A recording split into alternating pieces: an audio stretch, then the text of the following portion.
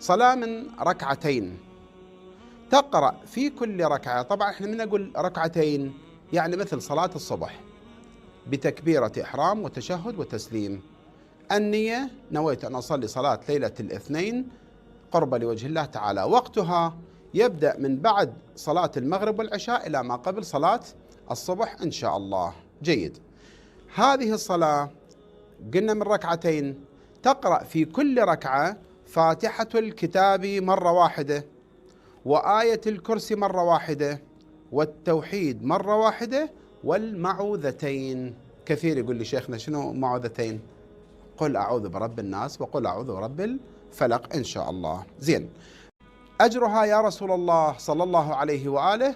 قال صلى الله عليه وآله: من صلى هذه الصلاة يكتب له، يعني الله يكتب له 10 حجج و10 عمرة. نسأل الله سبحانه وتعالى أن نوفق وإياكم لأداء هذه الصلاة.